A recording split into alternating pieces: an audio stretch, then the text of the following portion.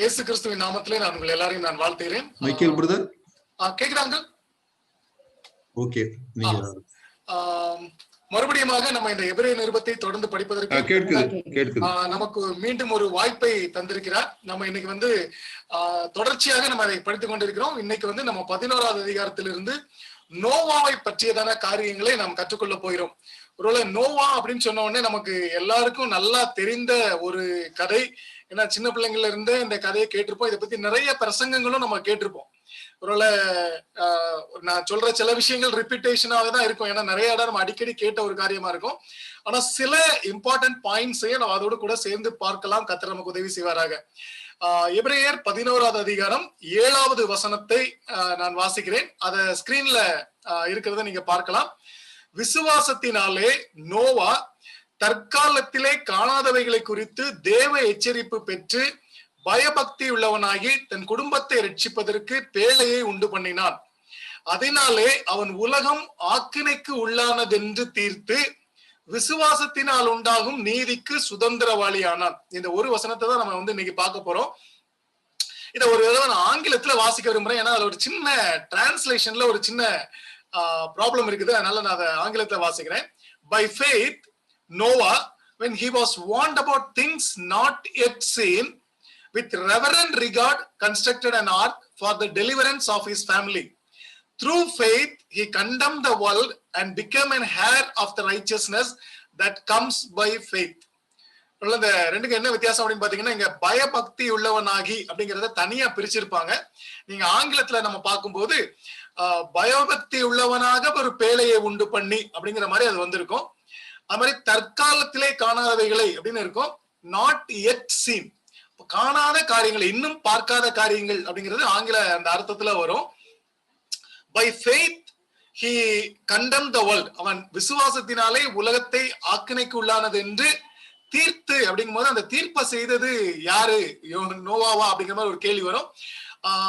அந்த விசுவாசத்தினாலே அது அந்த உலகம் ஆக்கினைக்கு உள்ளானது என்று அவன் அதை அறிந்து கொண்டு அப்படின்னு நம்ம பார்க்கலாம். விசுவாசத்தினால உண்டாகக்கூடிய நீதியை அவன் பெற்றுக்கொண்டவனாக இருந்தான் அப்படின்னு இந்த வசனத்தினுடைய டிரான்ஸ்லேஷன்ல நம்ம பார்க்கலாம். சரி, இந்த சூழ்நிலைக்கு காரணம் என்ன? இல்லைன்னா இந்த நமக்கு தெரியும், இந்த கதை நம்ம எல்லாருக்கும் தெரிஞ்ச கதை தான். ஆதியாகமம் 6வது அதிகாரம், 7வது அதிகாரம், 8வது அதிகாரம், இந்த 3 அதிகாரங்களிலே இந்த நோவாவை பற்றியதான காரியங்கள் தொடர்ந்து வருவதை நம்ம பார்க்க முடியும். ஒருவேளை இந்த காரியத்தினுடைய சில ஹைலைட்ஸை மட்டும் நம்ம முதல்ல பார்த்துட்டு நமக்கு யோசிக்கிறதுக்கு வசதியாக இருக்கும். ஒருவேளை இந்த 6வது அதிகாரத்தினுடைய தொடக்கத்துல நம்ம பார்க்கும்போது அங்க சில காரியங்கள் இருக்கிறது. மனுஷ குமாரத்திகளை அளவுள்ளவர்கள் என்று கண்டு தேவகுமாரர்கள் அப்படிலாம் வரும். அதுக்கு சரியான ஒரு இன்டர்பிரேஷன், குழப்பங்கள் அப்படிலாம் நிறைய உண்டு. நான் அதனால அந்த பகுதிக்குள்ள எல்லாம் நான் போகல. முடிவு என்னன்னு பார்க்கும்போது 5வது வசனம் அப்படி சொல்லுது. ஆதியாகமம் 6வது அதிகாரம் 5வது வசனத்திலே மனுஷனுடைய அக்கிரமம் பூமியிலே பெருகினது. அக்கிரமம் ரொம்ப பெருகிருச்சு. அக்கிரமம் மட்டும் பெருகல, அங்க என்ன சொல்லுன்னா அவனுடைய இருதயத்தின் நினைவுகளின் தோற்றமெல்லாம் நித்தமும் பொல்லானது. எப்பவுமே அவன் யோசிக்கிற எல்லா காரியமுமே பொல்லாத காரியமாக இருக்கு அப்படின்னு கர்த்தர் பார்த்தாரு.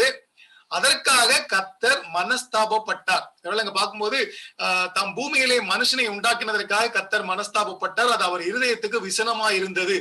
அப்ப நான் ஏன்டா உண்டாக்குனேன் அப்படின்னு கர்த்தர் யோசித்தாரா அப்படின்னு சொல்லும் போது இந்த லாங்குவேஜ் அப்படிதான் இருக்குது. ஆனா அதனுடைய உண்மையான கருத்து என்ன கேட்டாச்சுன்னா, அது கர்த்தருடைய மனதிற்கு துக்கமாக இருந்தது. அப்படிதான் நம்ம அதை புரிந்து கொள்ள வேண்டும். ஏன்னா கர்த்தருக்கு மனிதனை உண்டாக்குறதுக்கு முன்னாலே இந்த காரியங்கள் எல்லாம் நடக்கும் என்பதும் தெரியும்.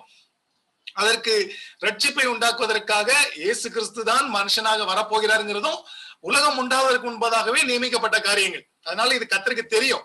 ஆனா மனிதன் இந்த அக்கிரமங்களை செய்கிற காரியம் கர்த்தருடைய இருதயத்துக்கு என்ன சொல்றது, கவலையை, ஒரு வருத்தத்தை உண்டாக்கக்கூடியதாக இருந்தது அப்படிங்கறத நம்ம இந்த வசனங்கள்ல வாசிக்கிறோம். அப்ப கர்த்தர் என்ன யோசித்தார் அப்படின்னு கேட்டனா, கர்த்தர் நான் சிருஷ்டித்த மனுஷனை பூமியின் மேல் வைக்காமல் மனுஷன் முதற்கொண்டு மிருகங்கள், ஊரும் பிராணிகள், ஆகாயத்து பறவைகள் பரியந்தம் உண்டாயிருக்கிறவைகளை நிக்கிரகம் பண்ணுவேன் அப்படின்னா எல்லாத்தையும் நிர்மூலமாக அழித்து விடுவேன் அப்படின்னு அவர் யோசித்தாரு. அவர்களை உண்டாக்கினது எனக்கு மனஸ்தாபமா இருக்கிறது அப்படின்னு சொன்னார். அப்ப நம்ம இங்க என்ன பாக்குறோம் அப்படின்னு பார்க்கும்போது, நான் எல்லாரையும் அழிச்சிருவேன் அப்படின்னு சொல்லும் போது அத தேவனுடைய திட்டமா அப்படின்னு கேட்டா இல்ல. அப்படின்னா அவர் ஆதாம் அந்த பழத்தை தின்னப்போவே ஆதாமை ஏவாளை அழிச்சிருந்தா எல்லாமே முடிஞ்சு போயிருக்கும். அப்ப அவர் என்ன விரும்பினார் அப்படின்னு பார்க்கும்போது, மனிதர்களை அவர் அழிக்க விரும்பினார், எல்லாத்தையும் அழிக்க விரும்பினார், பூமியோடு கூட அழிக்க விரும்பினார். ஆனாலும் மீண்டுமாக ஒரு மனிதனை உருவாக்க வேண்டும் என்பது அவருடைய திட்டம் அல்ல. அதனால ஒரு மனிதனை அங்கே தெரிந்தெடுத்திருந்தாருங்கிறத நம்ம பாக்குறோம். அப்ப இங்க 8வது வசனம் இப்படி சொல்லுது, நோவாவுக்கோ கர்த்தருடைய கண்களில் கிருபை கிடைத்தது அப்படின்னு சொல்லியிருக்கு. ஓகே, இத வாஸ்தவனே நம்ம என்ன யோசிக்கணும் அப்படிங்கன்னா, அப்ப நோவாவுக்கு மட்டும்தான் கர்த்தருடைய கண்கள்ல கிருபை கிடைத்துன்னு போட்டிருக்குத, ஏன் மத்தவங்களுக்கு கிருபை கிடைக்கவில்லை? இப்ப கூட இந்த சில டாக்டர் எல்லாம் வரும்போது அப்படிதான் இருக்கும். அந்த கிரேஸ் வந்து யாருக்கு கிடைக்கும், அது அவருக்கு அவர் தெரிந்தெடுத்தவர்களுக்கு மட்டும்தான் கிடைக்குமா, இல்ல எல்லாருக்கும் உண்டாப்லாம் நிறைய கேள்வி வரும். இந்த கேள்விக்கு நம்ம கடைசியில போய் ஒரு ஆன்சரை பார்க்கலாம். அப்ப நோவாவுக்கு கர்த்தருடைய கண்களில் கிருபை கிடைத்தது. நோவா தன் காலத்தில் இருந்தவர்களுக்குள்ளே நீதிமானும் உத்தமனுமாய் இருந்தான். நோவா தேவனோட சஞ்சரித்துக் கொண்டிருந்தான். நீங்க அவனை பத்தி என்ன சொல்லிருக்க அப்படின்னு கேட்டாச்சுன்னா, அவன் நீதிமானா இருந்தான், உத்தமனா இருந்தான், தேவனோடு கூட சஞ்சரித்து கொண்டிருந்தான். இப்ப நம்ம இந்த 6, 7, 8 அதிகாரங்களை நீங்க வாசித்து பாத்தீங்க அப்படின்னு கேட்டோம்னா, ஒரு நல்ல பிரசன்டேஷனா அப்படின்னு நீங்க பாத்தீங்கன்னா இருக்காரு. என்ன கேட்டா, சில விஷயங்கள் முன்னால பின்னால போயிட்டே இருக்கும். அதை நீங்க வாசித்து பாத்தீங்கன்னா தெரியும். எல்லாரும் எப்படி தேவன் வந்து ஜலப்பிரளயத்தை உண்டாக்கினார்னு இருக்கும். அதுக்கப்புறம் தான் மிருகங்கள் எல்லாம் 7 நாள் உள்ள வந்துச்சுன்னு இருக்கும். சில விஷயங்கள் முன்னால பின்னால மாறி வந்துட்டே இருக்கும். அப்ப இங்க பார்க்கும்போது கர்த்தருடைய கண்களில் கிருபை கிடைத்தது முன்னால வந்துச்சா, இல்ல நோவா வந்து நீதிமானும் உத்தமனுமா இருந்தாங்கிறது முன்னால வந்துச்சா அப்படின்னு நீங்க கேட்டீங்க அப்படின்னு கேட்டா, இதை நம்ம கொஞ்சம் ஒரு கொஹரண்டா நம்ம பார்ப்போம். கடைசியில இந்த ஒரு ஆர்டர்லினஸ்க்கு இதை கொண்டு வர்றேன். ஏன்னா நீங்க அந்த கதையை வாசித்தீங்கனாலே தெரியும், அது கொஞ்சம் அப்படி முன்னால பின்னால அந்த நேரேட்டிவ் டெக்னிக் அப்படி போயிட்டு இருக்கிறத நம்ம வந்து பார்க்க முடியும். சரி, இங்க நம்ம பார்க்கக்கூடிய ஒரு முக்கியமான ஒரு விஷயம் என்னன்னு கேட்டீங்கன்னா, காணாதவைகளை குறித்து தேவ எச்சரிப்பு பெற்றார். நம்ம முதல் 2 வசனங்களை வாசிக்கும் போதே நம்பப்படுகிறவைகளினுடைய உறுதியும் காணப்படாதவைகளுடைய நிச்சயம் அப்படின்னு நம்ம அதை வாசிக்கிறோம். அப்ப விசுவாசம் வந்து நம்ம காணாதவைகளை குறித்த காரியங்கள் அப்படிங்கிறத நம்ம பாக்குறோம். ஒருவேளை பார்க்கிற காரியங்களை நம்ம நம்பணும் அப்படின்னு அவசியம் கிடையாது. ஆனா இங்க சில காரியங்களை நம்ம காணாதவைகளை குறித்து அப்படின்னு இருக்கு. ஒருவேளை இந்த நோவாவுடைய காரியத்துல நம்ம பார்க்கும்போது இந்த காணாதது என்ன அப்படின்னு நம்ம யோசித்தோம் அப்படின்னு கேட்டாச்சுன்னா, அங்க என்ன சொல்லியிருக்கோம் அப்படின்னு கேட்டாச்சுன்னா, அவர் சொல்றாரு, நான் வந்து ஒரு பெரிய ஜலப்பிரளயத்தை உண்டாக்குவேன் அப்படின்னு சொல்றாரு. அதுக்கப்புறம் பின்னால சில வசனங்கள்ல நம்ம வாசித்துட்டே போகும்போது அங்க என்ன வரும்னு கேட்டா, இந்த மாதிரி மழை பெய்யும் அப்படின்னு சொல்றாரு. ஒருவேளை இந்த கான்செப்ட் எல்லாமே, ஒரு ஜலப்பிரளயம்னா என்ன, மழைனா என்ன அப்படிங்கறதுலாம் யாருக்குமே அந்த காலத்துல தெரியாது. ஏன்னா நம்ம வந்து இப்பதான் நோவா வந்து 10வது தலைமுறை. அப்ப 10 தலைமுறை தான் வந்திருக்குது. இந்த 10 தலைமுறையில அந்த பூமி எப்படி இருந்துச்சுன்னா, நிலத்திலிருந்து பனி எழும்பி அந்த பனி பெய்யறதுனால தான் அங்க எல்லாமே வளர்ந்து கொண்டிருந்ததை தவிர அங்க மழைங்கிற கான்செப்ட் அது வரைக்கும் நடக்கவே இல்லை. யாரும் வெள்ளத்தை பார்த்ததே இல்லை. வெள்ளம்னா என்னன்னு யாருக்குமே தெரியாது. அவ காணாத ஒரு காரியம், ஒரு கான்செப்டை பத்தி அவன் கேள்விப்படுகிறான். அது என்ன அப்படிங்கறத எந்த அளவுக்கு தேவன் அவனுக்கு விளக்கி சொன்னார்லாம் நமக்கு தெரியாது. காணாத ஒரு காரியம் இப்பெல்லாம் நடக்கும் அப்படின்னு தேவன் சொல்றாரு. அப்படி ஒரு எச்சரிப்பு அவனுக்கு வருகிறது.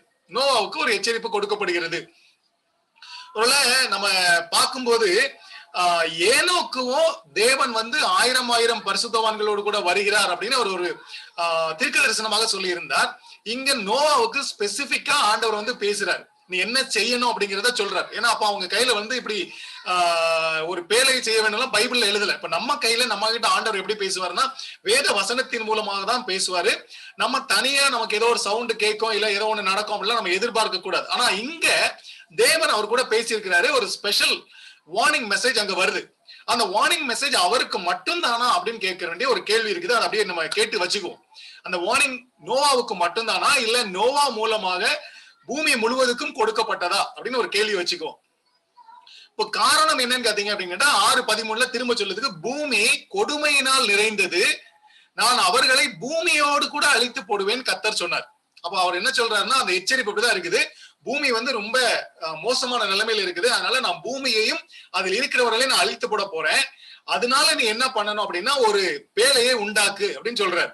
ஓகே, இப்ப இந்த பேழை அப்படிங்கிறத பத்தி நம்ம யோசிச்சுக்கிட்டா கூட, ஒருவேளை கடல் வாணிகம் அப்படிலாம் அவங்க ஆரம்பிச்சதுக்கு அப்புறம் தான் கப்பல் கட்டுகிற ஒரு டெக்னாலஜி வளர்ந்துச்சு அப்படின்னு நம்ம வந்து யோசிக்கலாம். ஆனா இங்க வந்து இன்னும் யாரும் கடல் பயணம் மேற்கொண்டார்களா அப்படிங்கிறது இன்னும் கேள்விக்குறி. ஏன்னா பாபேல் கோபுரம் கட்டும் போதே எல்லாரும் ஒரே இடத்துலதான் இருந்தாங்க. அதுக்கப்புறம் தான் அவங்க சிதறுகிறார்கள் அப்படின்னு பாக்குறோம். அப்ப இதுவரைக்கும் யாருமே ஒரு கப்பலை உண்டாக்கி இருக்க மாட்டாங்க. நோவா தான் முதல்ல ஒரு கப்பலை உண்டாக்குறாரு. அது என்ன ஷேப்ல இருந்துச்சுன்னா நமக்கு தெரியாது. நீளம் அகலம் எல்லாம் கொடுக்கப்பட்டிருக்கு. கர்த்தர் சொன்ன மாடல்ல அவர் செஞ்சாரு. ஆனா அது இன்னைக்கு நம்ம பாக்குற கப்பல் மாதிரி இருந்துச்சா இல்லையா அதெல்லாம் தெரியாது. அப்போ கப்பல்ங்கிற ஒண்ணு தெரியாது, அதை அவர் செய்யறாரு. அந்த கப்பல் அந்த மரத்துல செஞ்சு அது மிதக்கும்ங்கிறத அவருக்கு அந்த டைம்ல வந்து அவங்க அதை சென்ஸ் பண்ணியிருந்தாங்களா அப்படின்லாம் தெரியாது. ஆனா கர்த்தர் சொன்னாரு, அளவு கொடுத்தாரு, அவர் செஞ்சாரு.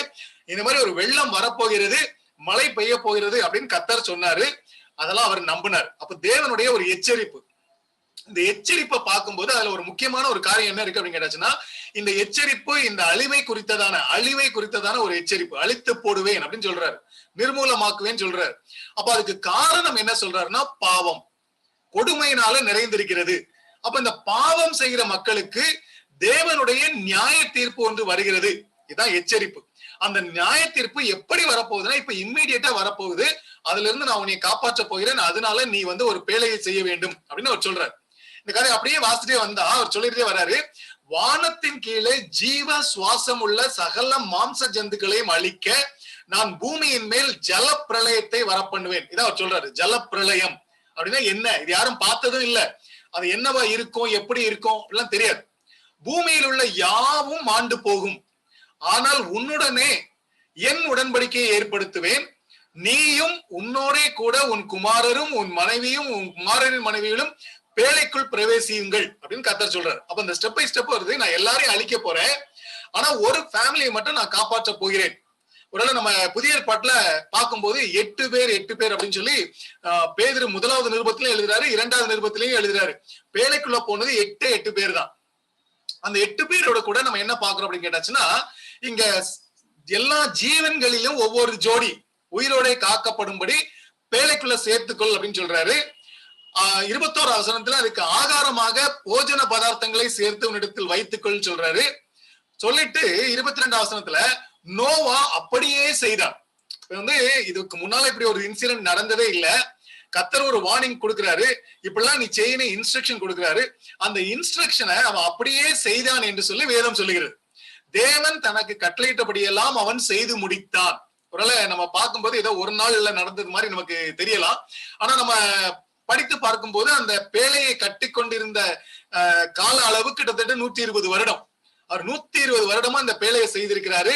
அது வரைக்கும் கர்த்தர் சொன்ன அந்த வார்னிங்க அவர் மறக்காம கண்ணு முன்னால வைத்து எல்லா காரியங்களையும் செய்து கர்த்தர் கட்டளையிட்டபடியெல்லாம் செய்து முடித்தார் அப்படின்னு சொல்லி இருக்குது. சரி, இந்த பேழையை கட்டி கூட முடிச்சிட்டாரு. அதுக்கப்புறம் என்ன நடக்குன்னு பார்த்தா, ஒரு 7 நாள் சென்ற பின்பு 40 நாள் இரவும் பகலும் பூமியின் மேல் வலையை வர்ஷிக்க பண்ணி நான் உண்டாக்கின ஜீவ சந்துக்கள் அனைத்தையும் பூமியின் மேல் இராதபடிக்கு நிக்கிரகம் பண்ணுவேன் என்றார். அப்ப பாருங்க, ஒரு 120 வருஷத்துக்கு முன்னாடி அவர் சொன்னாரு, நீங்க ஒரு பேழையை உண்டு பண்ணு அப்படின்னு சொன்னாரு. அதை அவர் உண்டு பண்ணிருக்கிறார். இப்ப திரும்ப ஒரு வார்னிங் வருது, இன்னும் 7 நாள் கழித்து, அப்ப கரெக்டா மழை பெய்யறதுக்கு 7 நாளைக்கு முன்னால இன்னொரு வார்னிங் வருது, நான் எல்லாரையும் அழிக்க போகிறேன் அப்படின்னு சொல்றாரு. சொல்லியிருக்குது, கர்த்தர் தனக்கு கட்டளையிட்டபடியெல்லாம் செய்தார். அப்ப என்னெல்லாம் பண்ணிருக்காரு, ஒரு பேழையை கட்டி முடித்து விட்டார். அதனுடைய அகலம் சைஸ் எல்லாம் பாத்தீங்கன்னா ஒரு பெரிய சைஸ், 3 அடுக்கு அறைகள்லாம் உண்டு பண்ணிருக்கிறான். கீழ் பூசணும்னு சொல்லியிருந்தாரு, எல்லாமே பண்ணிருக்கிறான். அது பண்ணதுக்கு அப்புறம் அவனுடைய குடும்பத்தோடு உள்ள போயிருக்கிறான். எல்லாமே ஜோடி ஜோடியா உள்ள வந்திருக்கு. அப்ப பூமியில இருந்த எல்லா உயிரினங்களும் ஜோடி ஜோடியா உள்ள வந்திருக்குது. அவைகளுக்கு தேவையான ஆகாரத்தையும் அவன் உள்ளே சேர்த்து வைத்திருக்கிறான். எல்லாத்தையும் நோவா செய்திருக்கிறார். அப்ப நம்ம அப்படியே யோசித்து பார்த்தா, இதுக்கு முன்ன பின்ன ஒரு நடக்காத ஒரு காரியம், என்ன நடக்க போகுதுங்கிறது அவருக்கு தெளிவா அவர் தெரியவும் செய்யாது. ஏன்னா அது பார்க்காத ஒரு விஷயம். மழையை வர்ஷிக்க பண்ணின்னு சொல்றாரு. மழைனா என்னன்னு தெரியாது. ஜலப்பிரளயம்னு ஒண்ணு வருமா அப்படிங்கிறது தெரியாது. ஆனா நோவா சொன்னபடி எல்லாம் செஞ்சிருக்கிறார். அதுதான் அங்க அவருக்கு விசுவாசம் என்று சொல்லப்படுகிறது.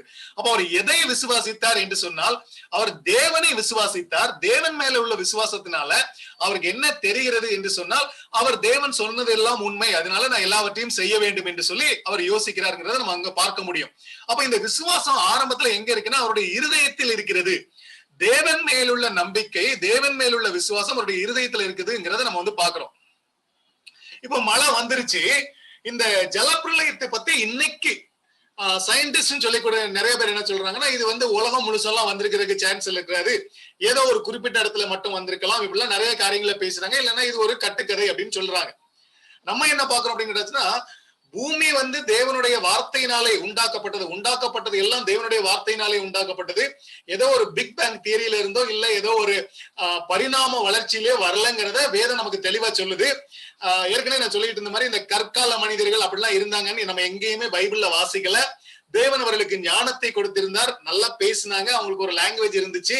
அவங்க முதல் தலைமுறையிலேயே அவங்க பயிரிட்டார்கள், பலி செலுத்தினார்கள், அவங்களுக்கு குக்கிங்கை பத்தி தெரிஞ்சிருந்துச்சு, எல்லாமே தெரிஞ்சிருந்துங்கிறத நம்ம வந்து புரிந்து கொள்ளலாம். இப்போ இங்க வர்ற காரியத்திலையும் இந்த ஜலப்பிரளயத்தை பத்தி வேதம் என்ன சொல்லுகிறதோ இதை நம்மளும் விசுவாசத்தோடு கூட ஏற்றுக்கொள்ள வேண்டியவர்களாக இருக்கிறோம். நிறைய பேர் நிறைய காரியங்களை பேசுவாங்க. இங்க இந்த ஜலப்பிரளயத்தை பத்தி என்ன பேசுது அப்படின்னு கேட்டாச்சுன்னா, ஜலம் பூமியின் மேல் அதிகமாய் பெருகினதினால் வானத்தின் கீழ் எங்கும் உள்ள உயர்ந்த மலைகள் எல்லாம் மூடப்பட்டன. அப்போ ஒரு பகுதியிலன்னு சொல்லல, வானத்தின் கீழ் என்று சொல்லும் போது பூமி முழுவதும் எந்த மலையா இருந்தாலும் சரி, அது இமயமலையா இருந்தாலும் சரி, எல்லா மலையுமே மூடப்பட்டது. அங்க என்ன சொல்லிருக்குன்னா, மூடப்பட்ட மலைகளுக்கு மேலாய் 15 முழம், 15 முழம்னா கிட்டத்தட்ட நம்ம கணக்குப்படி பார்த்தா ஒரு 22 அடி அப்படின்னா ஒரு மோர் தானே, ஒரு 2 மாடி கட்டடத்துக்கு மேல தண்ணி வந்து எல்லா மலைகளுக்கும் மேலாக நின்றது. அப்ப நம்ம என்ன பாக்குறோம் அப்படின்னு கேட்டாச்சுன்னா, முங்காத இடமே இல்லை. அவர் சொல்லியிருந்தாரு, பூமியில இருக்கிற எல்லா நாசில சுவாசம் உள்ளதையும் நான் அழிக்க போகிறேன்னு சொல்லியிருந்தார். இப்ப சிலர் என்ன சொல்றாங்க அப்படின்னு கேட்டாச்சுன்னா, சில ரெக்கார்ட்ஸ் வச்சிருக்கிறதா சிலர் கிளைம் பண்றாங்க. ஜலப்பிரளயம் வந்த போது நோவாவை தவிர மற்றவர்களும் உயிரோடு இருந்ததற்கான ப்ரூஃப் இருக்குன்னு சொல்றாங்க. ஆனா அந்த மாதிரி எந்த ப்ரூஃபும் அவங்க எப்படிதான் கொண்டு வந்து கொடுத்தாலும் நாம் வேதத்தை தான் விசுவாசிக்க போகிறோம். வேதம் தெளிவா சொல்லுது, 8 பேரை தவிர வேற யாருமே காப்பாற்றப்படவில்லை என்பது ரொம்ப தெளிவா சொல்லுது. ஏன்னா நம்ம 7:21 இப்படிதான் வாசிக்கிறோம். மாம்ச ஜந்துக்களாகிய பறவைகளும் நாட்டு மிருகங்களும் காட்டு மிருகங்களும் பூமியின் மேல் ஊறும் பிராணிகள் யாவும் எல்லா நர ஜீவன்களும், நர அப்படிங்கிறது மனித, நர ஜீவன்களும் பூமியின் மேல் சஞ்சரிக்கிறவைகள் யாவும் மாண்டன. யாவும் எல்லாமே செத்து போச்சு, யாவும் அழிந்து அவைகள் பூமியில் இராதபடிக்கு நிக்கிரகமாயின. எல்லாமே ஒண்ணுமே இல்லாம போயிருச்சு. அப்ப அந்த வசனம் கரெக்டா சொல்லுது, நோவாவும் அவனோட பேழையில் இருந்த உயிர்களும் மாத்திரம் காக்கப்பட்டன. இதுல ஒரே ஒரு எக்ஸெப்ஷன் என்ன கேட்டுச்சுன்னா, தண்ணீர வாழக்கூடிய எதுவுமே சாகல. ஏன்னா நாசியில சுவாசம் உள்ளதுதான் செத்துச்சு அப்படின்னு சொல்லியிருக்கிறாங்க. அப்படின்னா தண்ணியில உள்ளதை பத்தி இங்க நம்ம பார்க்கல. மற்றபடி வேற எதுவுமே உயிரோடு இல்லை, எல்லாமே அழிக்கப்பட்டது. பேழைக்குள்ள இருந்தவங்க மட்டும்தான் காப்பாற்றப்பட்டார்கள் அப்படிங்கறத ரொம்ப கரெக்டா சொல்லுது. சரி, இவங்க பேழையை விட்டு வெளியில வந்த காரியம் நமக்கு எல்லாருக்கும் கதை தெரியும். அதுக்கப்புறம் அவர் என்ன சொல்றாருன்னா, இனிமே இந்த மாம்சமானவைகளை எல்லாம் நான் வந்து ஜலப்பிரளயத்தினால சங்கரிப்பதில்லை என்று சொல்லி தேவன் ஒரு உடன்படிக்கையை ஏற்படுத்துகிறேன் என்று சொல்லுகிறார். அப்போ அந்த ஜலப்பிரளயம் ஒரே ஒரு முறைதான் பூமியில நடந்துச்சு, அது நோவாவுடைய டைம்ல நடந்துச்சு, அதுக்கப்புறம் நடக்காது அப்படின்னு சொல்றாரு. அப்படி சொல்லும் போது அவர் என்ன சொல்றாருன்னா, என்னுடைய வில்லை மேகத்திலே வைத்தேன் அப்படின்னு சொல்றாரு. இது ஒரு முறை ஒரு கட்டுக்கதை மாதிரி தெரியுது, வில்ல வந்து ஆண்டவர் மேகத்துல வச்சாராம் அப்படின்லாம் நம்ம பார்க்கும்போது அவர் சொல்றாரு இதுதான் அடையாளம் அப்படின்னு சொல்லும் போது அவர் என்ன சொல்றாருன்னா, நாம் மேகத்தை வருவிக்கும் போது அந்த வில் மேகத்தில் தோன்றும் அப்படின்னு சொல்றாரு. ஒருவேளை இன்னைக்கு வந்து இந்த ரெயின்போ ஏன் வருது அப்படின்னா, இட் இஸ் பிகாஸ் ஆஃப் அந்த லைட் ரேஸ் வந்து என்ன சொல்றது, அந்த ஒரு ஒளி ஏதோ ஒரு என்ன சொல்லுவாங்க, அந்த ஒளி பிரியறதுனால அந்த 7 கலர்கள் வருது அப்படிலாம் சொல்றாங்க இல்லையா. ஆனா ஆண்டவர் அதைத்தான் சொன்னாரு. அவர் சொன்னார் என்னுடைய வில் அப்படின்னு அவர் சொன்னா கூட மேகம் வரும்போது அது வரும் அப்படின்னு அவர் சொன்னாரு தவிர அதை வந்து நான் ஒரு இரும்புலயோ மெட்டல்லையோ செஞ்சு வச்சிருக்கேன் அப்படிலாம் சொல்லல. கரெக்டா தான் அவர் சொல்லியிருக்கிறார். சரியா, ஓகே. எல்லா மாம்ச ஜீவன்களையும் அழிக்க இனி ஜலமானது பிரளயமாய் பெருகாதபடிக்கு எனக்கும் உங்களுக்கும் மாம்சமான சகல ஜீவ ஜந்துக்களுக்கும் உண்டான என் உடன்படிக்கையை நினைவு கூறுவேன். அப்ப பூமிக்கு மேல மேகம் வரும்போது அந்த வில் தோன்றும், அப்போ ஜலத்தினால இவங்களை அழிக்க கூடாதுங்கிறத நான் நினைவு கூறுவேன் அப்படின்னு கர்த்தர் சொல்றாரு. ஒரு பெரிய ஒரு இன்சிடென்ட் அங்க நடந்து முடிக்குது. ஓகே, இதெல்லாம் அந்த ஜல பிரளயம். Okay, right. இப்போ அந்த வசனம் என்ன சொல்லுது அப்படின்னு கேட்டாச்சுன்னா, நம்ம எபிரேயர்ல வாஸ்த வசனம், அதனாலே அவன் உலகம் ஆக்கினைக்குள்ளானது என்று தீர்த்து விசுவாசத்தினால் உண்டாகும் நீதிக்கு சுதந்திரவாளி ஆனான். அதனாலே அப்படின்னா எதினாலே அப்படின்னு நம்ம வாசித்தோம்னா, அந்த பேழையை உண்டு பண்ணினாலே. பேழையை ஏன் உண்டு பண்ணாரு அப்படின்னு நீங்க பாத்தீங்க அப்படின்னு கேட்டாச்சுன்னா, அவர் தேவனுடைய எச்சரிப்பை பெற்று பயபக்தி உள்ளவனாகி அப்படின்னு 2 காரியம் தமிழ்ல இருக்கும். ஆனா அவர் தேவனுடைய எச்சரிப்பை பெற்று விசுவாசம் என்ன சொல்றது, தேவனுக்கு பயந்து தேவனுடைய கட்டளைக்கு கீழ்ப்படிந்து இந்த பேழையை உண்டு பண்ணினதினாலே. அப்ப இந்த பேழையை உண்டு பண்றதை பத்தி நம்ம என்ன பாக்குறோம் அப்படின்னு கேட்டாச்சுன்னா, இது வந்து அவனுடைய இருதயத்தில் இருந்த விசுவாசத்தினுடைய கிரியை. அப்ப விசுவாசம் எங்க இருக்குது? இருதயத்துல இருக்குது. யாரை பற்றி இருக்கிறது? தேவனை பற்றிய விசுவாசம். தேவன் ஒன்றை சொன்னால் அவர் அதை செய்வார் அப்படிங்கிறது அந்த அடிப்படை விசுவாசம். அதனால தேவனிடத்துல இருந்து அவனுக்கு ஒரு எச்சரிப்பு வந்திருக்குது. அந்த எச்சரிப்பை பெற்ற உடனே தேவன் கொடுத்த கட்டளைகளுக்கு அவன் கீழ்ப்படிந்து ஒரு பேழையை உண்டு பண்ணிவிட்டான். இந்த பேழையை உண்டு பண்ணும்போது என்ன நடக்குது அப்படின்னு பார்க்கும்போது, இந்த உலகம் ஆக்கினைக்கு உள்ளானது அப்படின்னா the world is already condemned.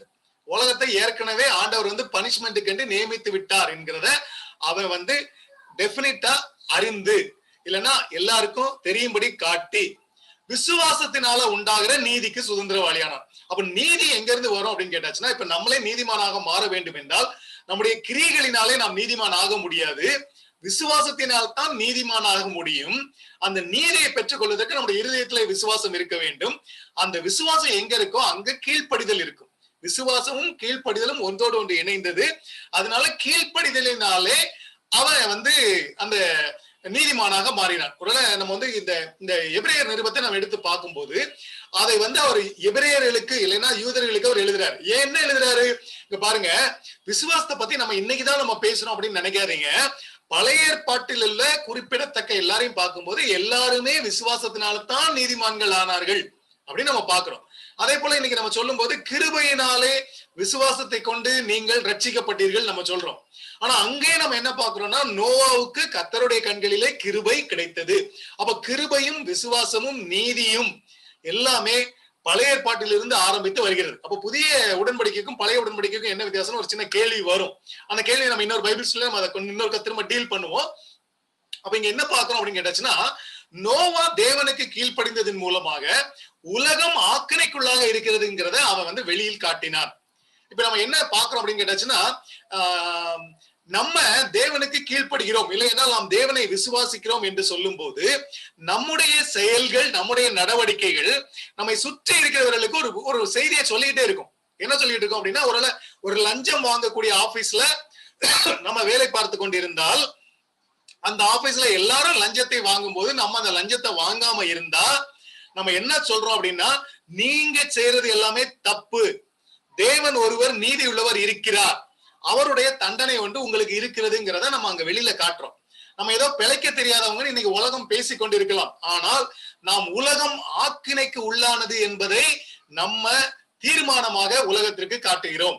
அது மட்டும் இல்ல, அந்த மாதிரி ஒரு விசுவாசத்தினுடைய கிரியைகள் நம்முடைய வாழ்க்கையில காணப்படும் போது நம்ம நீதிக்கு சுதந்திரவாளிகளாக நம்ம மாறுகிறோம். அப்படின்னா என்னன்னா, இந்த நீதியை நம்ம செய்யல, நீதியை நம்ம கர்த்தரிடத்துல இருந்து பெற்றுக்கொள்கிறோம்.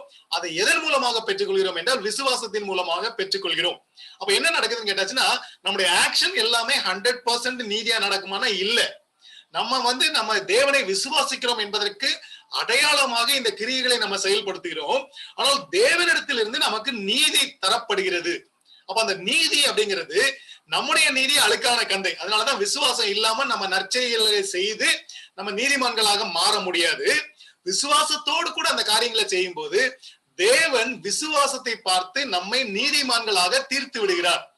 He confirms. அவர் என்ன சொல்றாரு? அவர் நம்மள நமக்கு ஒரு நியாயத்தை கொடுக்கிறாரு, இவங்க எல்லாம் நீதிமான்கள் அப்படின்னு சொல்லி. அதுதான் நம்ம பாக்குறோம். சரி, இப்ப விசுவாசத்தை பற்றி சில காரியங்களை நம்ம யோசிச்சோம் அப்படின்னு கேட்டா என்ன சொல்லிருக்கு அப்படின்னு கேட்டாச்சுன்னா, விசுவாசம் ஓகே, நோவாவை பற்றி விசுவாசத்தினாலே நீதிமானானான் என்று சொல்லப்படுகிறது.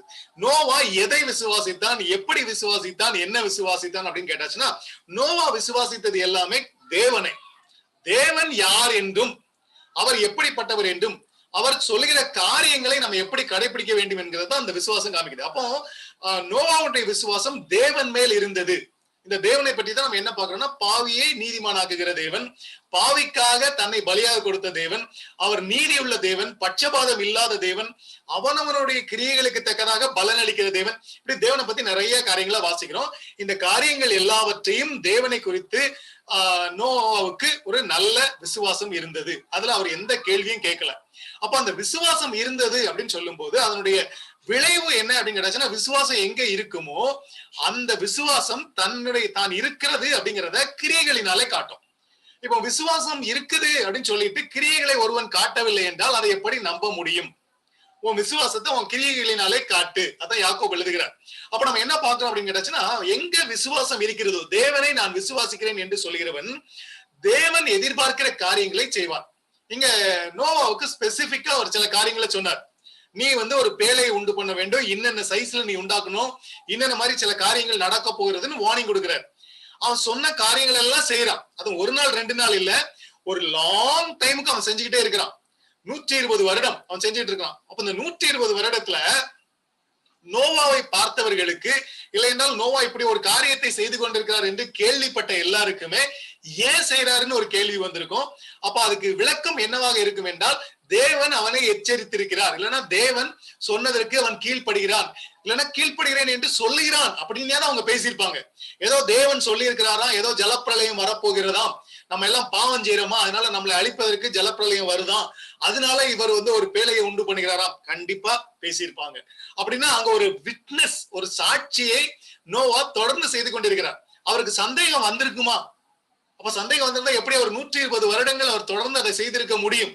ஒரு பெரிய வேலை, சும்மா ஏதோ காதல கேட்டுட்டு நான் போனேன்னு இல்ல, அதை கமிட்டடா அவர் உட்கார்ந்து அவ்வளவு பெரிய ஒரு பேழையை உண்டு பண்ணி இருக்கிறார். ஸ்டெப் பை ஸ்டெப் அவர் பண்ணிருப்பார். அப்ப அவர் ஒரு ஒர்க்ல அதை காமிக்கிறார்.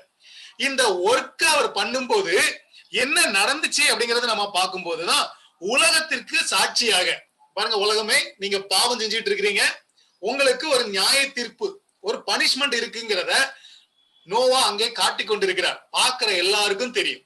ஆனா யாரும் அதை நம்பல. ஆனா நம்புறாங்களோ நம்பலையோ தெரியாது. ஆனால் நோவா தன்னுடைய வேலையை கரெக்டா செஞ்சுக்கிட்டே இருந்தார். அவர் உலகத்துக்கு ஒரு கான்சியன்ஸ், இல்லைன்னா ஒரு அவேர்னஸ், எதை பற்றி வரப்போகிற ஒரு அழிவை குறித்து அவர் சொல்லிக்கிட்டே இருந்தாரு அப்படின்னு நம்ம இங்க பார்க்கலாம். அப்ப அவர் அதை கரெக்டா செஞ்சார். இதனுடைய விளைவு என்ன நடந்துச்சு அப்படின்னு கேட்டாச்சுன்னா, நோவா தேவனுடைய கண்களில் நீதிமானாக கருதப்பட்டார். இல்லைன்னா அவர் விசுவாசத்தினால வரக்கூடிய அந்த நீதியை அவர் பெற்றுக்கொண்டார் அப்படின்னு சொல்லி நம்ம பாக்குறோம். இந்த நோவா பத்தி சொல்லும் போது ஒருத்தர் இப்படி சொன்னாரு, 120 வருஷம் ஒருத்தன் பிரசங்கம் பண்ணி ஒரு ஆத்மா கூட ரட்சிக்கப்படல, அப்படிப்பட்ட பிரசங்கியார் அவர் அப்படின்னு சொன்னார். ஆனா 120 வருடம் அவன் ஊழியம் செஞ்சு, அப்படிதான் நம்ம பார்க்க வேண்டும். யாருமே ரட்சிக்கப்படவில்லை என்றாலும் கூட, யாருமே நோவா சொன்னதுக்கு அவங்க திருந்தவில்லை என்றாலும் கூட, நோவா நீதிமானாக்கப்பட்டார். அப்ப அவர் எவ்வளவு ஃபெய்த்ஃபுல்லா இருந்திருப்பாரு பாருங்க. ஒருவேளை இவர் சைடுல யாருமே இல்ல, இவர் தனியா நின்னாரு, ஆனா விசுவாசத்துல உறுதியா நின்னாரு அப்படிங்கறத நம்ம இங்க பாக்குறோம். இதான் ரொம்ப மிக முக்கியமான ஒரு காரியமாக நம்ம இங்க பார்க்க முடியும். அப்போ இப்போ ஒரு சின்ன கேள்வி என்னன்னு கேட்டாச்சுன்னா, இன்னைக்கு ரட்சிப்பை பற்றி அநேகர் என்ன யோசிக்கிறார்கள் அப்படின்னு சொன்னா, நீ ரட்சிக்கப்படுவதற்கு என்ன செய்ய வேண்டும் என்று சொன்னால், ஒரு நாள் நான் என்னை ஆண்டவருக்கு ஒப்பு கொடுத்தேன் அப்படின்னு சொல்லுவாங்க இல்லையா? அப்ப என்ன சொல்றாங்க அப்படின்னு கேட்டா, நான் ஒன் டே ஐ பிலீவ். சரி, ரைட். இப்போ இன்னைக்கு என்ன பண்றீங்க அப்படின்னா, இன்னைக்கு நான் என் மனம் போல வாழ்ந்து கொண்டிருக்கிறேன் அப்படின்னு சொன்னா அது சரியில்லை. நான் அன்றைக்கு விசுவாசிக்க ஆரம்பித்தேன், அன்னைக்கு விசுவாசிக்க ஆரம்பித்ததை நான் இன்னைக்கு வரைக்கும் நான் தொடர்ந்து விசுவாசித்துக் கொண்டே இருக்கிறேன். அந்த விசுவாசிக்கிறேன் என்பதற்கு அடையாளமான காரியங்கள் என்னுடைய வாழ்க்கையில காணப்படுகிறது என்று சொல்லப்பட வேண்டும். அப்ப நான் என்னைக்கோ ஒரு நாள் நான் விசுவாசிச்சேன், நான் ரட்சிக்கப்பட்டுட்டேன் அப்படின்னு நம்ம சொல்லி முடிக்க முடியாது. நான் விசுவாசிக்க ஆரம்பித்தேன், இன்றைக்கும் தொடர்ந்து நான் விசுவாசித்துக் கொண்டிருக்கிறேன் என்று சொல்ல வேண்டும். அப்போ நோவாவுடைய விசுவாசத்தை பாத்தீங்க அப்படின்னா, அது 120 வருடங்களை தாண்டி கடைசியா அவர் இன்னும் 7 நாள்ல மழை பெய்யும் சொல்லும் போதும் இருந்துச்சு, அவங்க எல்லாம் பேழைக்குள்ள பிரவேசிக்கும் போதும் இருந்தது, கடைசி வரைக்கும் அந்த விசுவாசத்தில் தொடர்ந்து கொண்டிருந்தார்கள் அப்படின்னு ஒரு காரியத்தை பார்க்கலாம். விசுவாசம் எங்க இருந்துச்சுன்னா அது உள்ள இருந்துச்சு. அந்த உள்ள இருக்கிற விசுவாசம் என்ன பண்ணுச்சுன்னா வெளியில செய்கையாக மாறி வெளியிலே வந்தது அப்படின்னு நம்ம பாக்குறோம். இந்த உள்ள விசுவாசம் இல்லாம வெளியில ஏதாவது செய்கைகளை செய்து தேவன் ஏற்றுக்கொள்வாரானா ஏற்றுக்கொள்ள மாட்டார். ஏன்னு கேட்டா, நம்ம என்ன செய்யறோமோ அது எங்க இருந்து செய்யப்பட வேண்டும் என்றால் நம்முடைய இருதயத்தில் இருந்து அது செய்யப்பட வேண்டும். அப்படின்னா இருதயத்துல விசுவாசம் இருக்க வேண்டும். இந்த விசுவாசம் ஆரம்பித்து ஒரே நாள்ல முடிந்து விடக்கூடிய காரியம் இல்ல, ஆரம்பித்ததுக்கு பின்பு அது தொடர்ந்து போய்கொண்டே இருக்க வேண்டும். நம்ம மத்தேயு 3:8 நம்ம பார்க்கும்போது அங்க யோவான் ஸ்நானகன் சொல்லுகிறார், மனம் திரும்புதலுக்கு ஏற்ற கனிகளை கொடுங்கள். அப்படின்னா என்ன அர்த்தம்? நீங்க மனம் திரும்பிட்டேன்னு சொன்னீங்கன்னா இனிமே அந்த மனம் திரும்புதலுக்கு ஒத்து போகக்கூடிய வாழ்க்கையை நீங்கள் வாழுங்கள் அப்படின்னு சொல்றாரு. இங்க நோவாவை பற்றி பார்க்கும்போது இவர் தேவனை விசுவாசித்தார், விசுவாசிக்கிறேன் என்பதற்கு சாட்சியாக அவருடைய வாழ்நாள் முழுவதும் அவர் வாழ்ந்தார் என்கிறது குறித்து நம்ம இங்க பார்க்க முடியும். இது அவருடைய முக்கியமான ஒரு காரியம். அப்ப நம்ம இங்க பார்க்கக்கூடிய சில காரியங்களை அப்படி லைனா பாத்தீங்க அப்படின்னா, முதல்ல நம்ம என்ன பார்க்கிறோம் அப்படின்னு கேட்டாச்சுன்னா, உலகம் கொடுமையினால் நிறைந்திருக்கிறது, கொடுமையினால் நிறைந்த ஒரு உலகம். அந்த உலகத்துல ஒரு வசனம் என்ன சொல்லுதுன்னா, நோவா கிருபையை பெற்றார், தேவனுடைய கண்களில் நோவாவுக்கு கிருபை கிடைத்தது. இதை ஏற்கனவே நான் நோட் பண்ணிட்டு வந்தேன். அப்ப நோவாவுக்கு கிருபை கிடைத்தது. அப்ப மத்தவங்களுக்கு ஏன் தேவன் கொடுக்கவில்லை? தேவன் பட்சபாதம் உள்ளவரா? இந்த கேள்விக்கு நம்ம ஆன்சர் அடுத்த 2 ஸ்லைட்ல பாத்துடலாம். ஓகே, ரெண்டாவது, தேவனுடைய எச்சரிப்பு நோவாவுக்கு வந்தது. ஓகே, நோவாவுக்கு வந்துச்சு. இப்ப நம்ம நிறைய நேரத்துல நம்ம என்ன யோசிக்கிறோம்னா, நோவா கிட்ட தானே தேவன் சொன்னாரு, ஏன் கிட்ட சொல்லலையே அப்படின்னு சொல்லுவாங்க. ஆனா நீங்க நல்லா பாத்தீங்க அப்படின்னா, நோவாவுக்கு தேவன் சொன்னாரு என்று சொன்னால் நோவா அதை எல்லாருக்கும் சொன்னார். அவர் சொல்லிக்கிட்டே இருந்தார். அதான் நம்ம பாக்குறோம். அவர் வந்து நீதியை பிரசங்கித்தார் அப்படின்னு நம்ம வந்து பார்க்க முடியுது. என்ன எச்சரிப்பு வந்துச்சுன்னு பாத்தீங்கன்னா, அதெல்லாம் தெரிஞ்ச ஒரு காரியம் இல்ல, காணாத காரியங்களை பத்தி தேவன் சொல்றாரு. அதெல்லாம் எப்படி பார்க்க முடியும் என்று சொன்னால் நமக்கு தெரியாது. விசுவாச கண்களால் மட்டுமே காணக்கூடிய காரியங்கள், இல்லைன்னா நம்ம புரிந்து கொள்ளக்கூடாத காரியங்கள், காணாத காரியங்கள். அப்ப காணாத ஒரு காரியத்தை பத்தி ஆண்டவர் எச்சரிப்பு கொடுக்கிறார். ஒரு ஜலப்பிரளயம் வரப்போது, எல்லாரும் சாக போறாங்க, மழை பெய்ய போகுது, தெரியாது. ஆனா நோவா என்ன பண்றாருன்னா, உடனே கீழ்ப்படிந்து அவர் தான் முதல்ல ஒரு கப்பலை கட்டுறாரு. இதுக்கு முன்னால கப்பலை கட்டினதாக இங்க எந்த சரித்திரமும் இல்லை. அப்படி ஒண்ணு இருந்ததாக எதுவும் தெரியாது. இவர் ஒன்ன கட்டுறாரு. இவர் என்ன கட்டுறாரு, எதுக்கு கட்டுறாரு, எப்படி கட்டுறாரு? ஆண்டவர் சொன்னாரு, சொன்ன டிசைன்ல நான் கட்டுறேன், அது என்னன்னே தெரியாது. பேழையை உண்டு பண்ணாரு, பேழையை உண்டு பண்றாரு. இந்த பேழை அப்படிங்கிற வார்த்தையை நீங்க அப்படியே நீங்க டிரான்ஸ்லேட் பண்ணீங்கன்னா, மேக் அ பாக்ஸ். பேழைனா பெட்டி. ஒரு பெட்டியை உண்டாக்கு அப்படின்னாரு. பெட்டியை உண்டாக்குறாரு. அது கப்பல்னு கூட அவங்க சொல்ல மாட்டாங்க, ஒரு பெட்டியை உண்டாக்குறாரு. ஏன்னா கப்பல் கட்டுற டெக்னாலஜி தான் அப்ப கிடையாது. ஓகே, அதுக்கப்புறம் என்ன சொல்லிருக்கு அப்படின்னு கேட்டீங்கன்னா, நோவா நீதியை பிரசங்கித்தான் அப்படின்னு சொல்லியிருக்கு. அப்ப நீதியை பிரசங்கித்தான். பாருங்க, பனிஷ்மெண்ட் ஆக்கினைங்கிற காரியம் அங்க வருது. ஆனா வசனம் என்ன சொல்லுதுன்னா, அவர் நீதியை பிரசங்கித்தார். அப்படின்னா தேவன் எப்படிப்பட்டவர் அப்படிங்கிறத ஒரு காரியத்தை அவர் சொல்றார். அதுதான் தேவன் நீதியை பிரசங்கித்தார். இது வந்து நம்ம வந்து 1 பேதுருல நம்ம வாசிக்கிறோம், 2 பேதுருல வாசிக்கிறோம். உலகம் ஆக்கினைக்குள்ளானது என்று தீர்த்த நோவா. நோவா பத்தி நிறைய காரியத்தை சொல்லிட்டு வரும்போது, கொடுமையால் நிறைந்த உலகத்துல கிருபை பெற்ற நோவா. அதுக்கப்புறம் இருக்கிற 4 காரியங்களை நம்ம என்ன பாக்குறோம் அப்படின்னு கேட்டீங்கன்னா, அதை ஹைலைட் பண்ணிருக்கேன். எதுக்கு கேட்டீங்கன்னா, 1, அவனுக்கு தேவ எச்சரிப்பு வந்தது. 2வது, அவன் கீழ்ப்படிந்தான். 3வது, அவன் நீதியை பிரசங்கித்தான். 4வது, அவன் உலகம் ஆக்கினைக்குள்ளானது என்று தீர்த்தான். இந்த 4 காரியங்களை எப்படி நோவா செய்தார் என்று கேட்டால், இந்த 4 காரியங்களையும் தன்னுடைய விசுவாசத்தின் மூலமாக செய்தார் அப்படின்னு நம்ம பாக்குறோம். அப்போ இந்த 4 காரியங்கள் அவர் செய்ததனுடைய விளைவு என்னன்னு கேட்டா, விசுவாசத்தினால் உண்டாகும் நீதிக்கு நோவா சுதந்திரவாளியாக மாறினார். அப்போ நீதிமானாக நோவா மாறினார் அப்படின்னு நம்ம பாக்குறோம். சரி, இப்ப இடையில ஒரு சின்ன ட்ராக் மாறி போனோம் அப்படின்னு கேட்டீங்கன்னா, இங்க மெத்தூசலா அப்படின்னு ஒருத்தர் உண்டு. இந்த மெத்தூசலா யாரு அப்படின்னு கேட்டீங்கன்னா, நம்ம போன பைபிள் ஸ்டடியில நம்ம பார்த்தா அந்த ஏனோக்கினுடைய ஒரு மகன். ஏனோக்கு அவர் 65 வயசுல ஏனோக்கு மெத்தூசலாவை பெற்றுறாரு. அதுக்கப்புறம் அவரு குமாரன் குமார்த்தி பெற்று அவர் காணாம போயிட்டாரு அப்படின்னு நம்ம பாக்குறோம். 365 வயசுல காணாம போயிறாரு. இந்த மெத்தூசலா அப்படிங்கிற வார்த்தைக்கு என்ன அர்த்தம்னா, his death shall bring, இவனுடைய மரணம் கொண்டு வரும். எதை கொண்டு வரும் தெரியாது, ஆனா இவனுடைய மரணம் கொண்டு வரும் அப்படின்னு பேர் வச்சிருக்கிறார். அப்ப ஏனோக்கு எப்படி பெயர் வைத்தார்? ஒருவேளை அவங்க என்ன சொல்றாங்க அப்படின்னு கேட்டாச்சுன்னா, அங்க சொல்லப்படல பைபிள்ல டைரக்டா. இந்த இது வந்து தீர்க்க தரிசனமாக வைக்கப்பட்ட ஒரு பெயர். எப்போ இவனுடைய மரணம் நிகழுமோ அப்போ அது கொண்டு வரும். எதை கொண்டு வரும்? நியாய தீர்ப்பை, ஒரு அழிவை கொண்டு வரும் என்று சொல்லி நம்ம உணர்ந்து கொள்ளலாம். the flood will come, இந்த வெள்ள ஜலப்பிரளயம் வரும். ஒருவேளை இந்த பைபிள்ல ஒரு கணக்கு போட்டீங்கன்னா, மெத்துசலா எப்ப செத்தாருன்னா, அந்த வெள்ளம் வருவதற்கு சில நாட்களுக்கு முன்னாடி, ஒரு வாரத்துக்கு முன்னாடி அவர் செத்ததாக சொல்றாங்க. அங்க மெத்துசலா வந்து லாமேக்க பெற்றாரு. எப்போ அப்படின்னா, மெத்துசலாக்கு 187 வயசா இருக்கும் போது. அந்த லாமேக்கு நோவாவை எப்ப பெற்றாருன்னா 182 வயசா இருக்கும்போது அவர் பெற்றார். இந்த நோவாவுக்கு 600 வயசு ஆகும் போது ஜலப்பிரளயம் வந்துச்சு. நீங்க அப்படியே நீங்க கூட்டி பாத்தீங்கன்னா மொத்தத்துல 969 வருஷம் வருது. 187 பிளஸ் 182 பிளஸ் 600 969.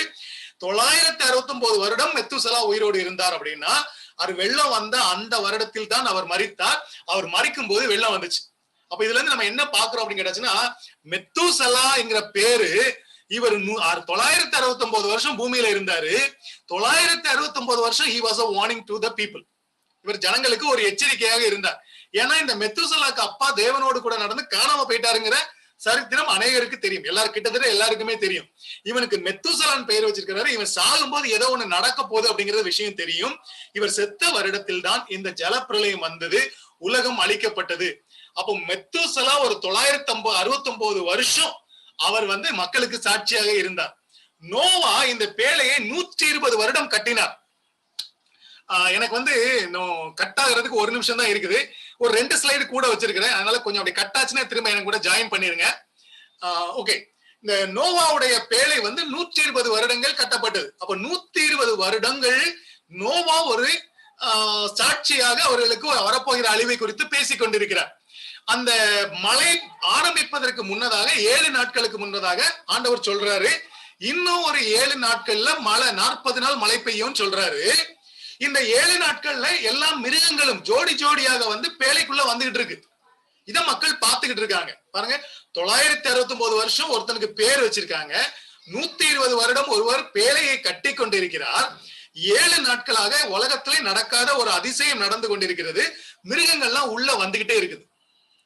அப்ப அங்க வசனம் என்ன சொல்லுதுன்னு பாத்தீங்கன்னா 1 பேதுரு 3:20 நம்ம இப்படி வாசிக்கிறோம், பூர்வத்திலே நோவா பேழையை ஆயத்தம் பண்ணும் நாட்களில், அது எத்தனை நாள் பாத்தீங்கன்னா 120 வருஷம், தேவன் நீடிய பொறுமையோட காத்திருந்த போது, தேவன் என்ன பண்ணாருன்னா டக்குன்னு யாரையும் அழிக்கல, நீடிய பொறுமையோட காத்திருந்தார். எதுக்கு காத்திருந்தாரு? இவ்வளவு காரியங்களை கேட்டாவது இவர்கள் மனம் திரும்புவார்களா அப்படின்னு அவர் வந்து பார்த்துக்கிட்டு இருந்தாரு, காத்து கொண்டிருந்தார்.